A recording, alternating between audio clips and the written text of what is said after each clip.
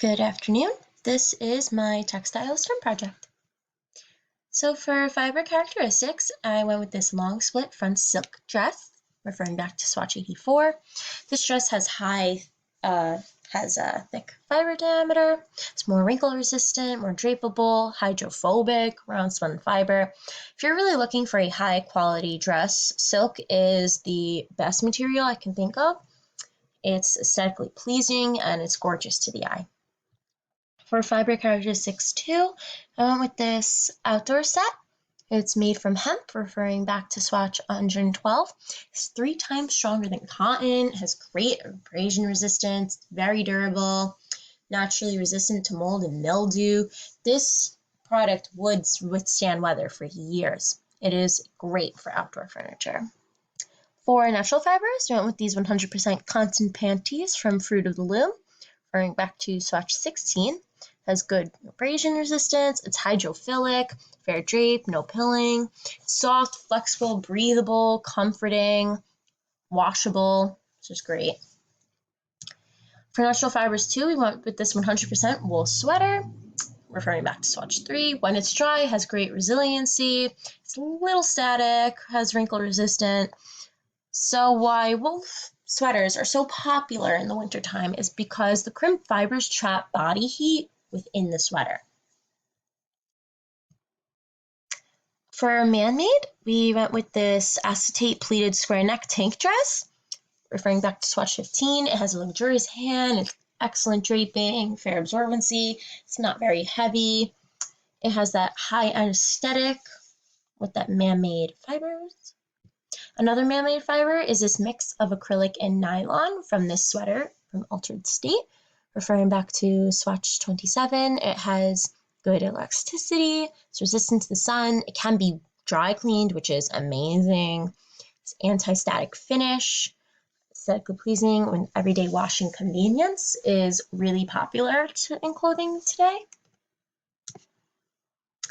For yarn, we have this flannel scarf. It's a woolen yarn, which confirmed back to swatch 2. It's cotton, considered high quality, creates bulky, fuzzy yarns. This type of scarf has better insulation against wind and cold temperatures. For thread, we went with this handmade dream catcher. These threads are spun together to create yarn, which gives that twisted, affected look to the dream catcher. It's also recycled thread, which is really good for the environment. For woven fabrics, we went with this natural weave wallpaper, which is a twill weave. It refers back to swatch 43. It has an on-grain cut, it's durable, sold in 4-yard increments, made on a loom. It's long-lasting and has an aesthetically pleasing design. For the second woven fabric, we went with this draining infiltration fabric, which is a non-woven, which refers back to swatch 70. It's formed from polypropylene fibers, it holds soil, allowing water to drain. It's ideal for erosion control and chemical resistant, which is really good for the environment. For knit fabric, we also went with this fabric knit jersey, which is great. Refers back to swatch 49. It has great elasticity, it's breathable, resilient. Jersey knit fabric is the most popular in sportswear today, which makes sense because it is so comfortable. Another knit fabric would be this rib knit wide leg pant, which refers back to swatch 52. It's drapable, it's stretchable, it's crease resistant. It's really nice. For a dyeing method, this is cross dyeing, which is this tie-dye reversible bedding.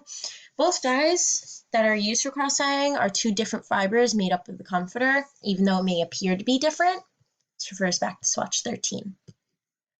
For dyeing method 2, we went with union dyeing for this pair of socks. This refers back to swatch 77. When dyeing methods, they use dye lots to match the color. It's scored to watch away excess dye. It goes through scanning spectrometer, which is approved by a colorist to make sure that the threads and the color of the fibers match together. because your human eye can detect when the color is different. For a printing method, this is heat transfer printing, which is the most inexpensive and easiest way to make prints on clothing and industrial products. So from the front of this t-shirt, you see this beautiful, colorful print, but if you turn that shirt inside out, there will be no print on the back. That's heat transfer. That refers back to swatch 86. A different printing method would be hand screen print. This is most common on the Hermes silk scarf. Why it's so expensive is because each frame contains one color of print, refers back to swatch 22. It's really best for small yardage, not very big products are used for hand screen printing. For finishes, this is a Nyc Umbrella from Kate Spade. This umbrella only has a temporary finish, which makes it only water resistant and not waterproof. It's really more for aesthetic,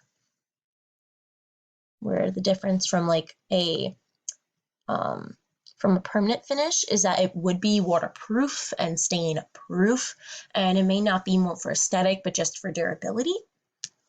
For care and renovations, we have the Shout Color Safe Dryer Sheets. They protect color fastness and prevents croaking. You never want croaking in your clothes because then all of the dyes start to mix together and then your wardrobe's messed up. I use these sheets myself. They're great and they truly make a difference in your wash. For laws and regulations, went with the Children's Flammability Act.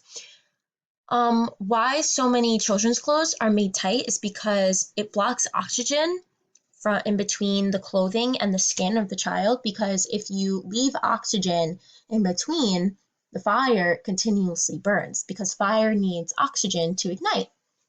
So the Children's Flammability Act made it that clothes have to fit a certain way to prevent this from happening.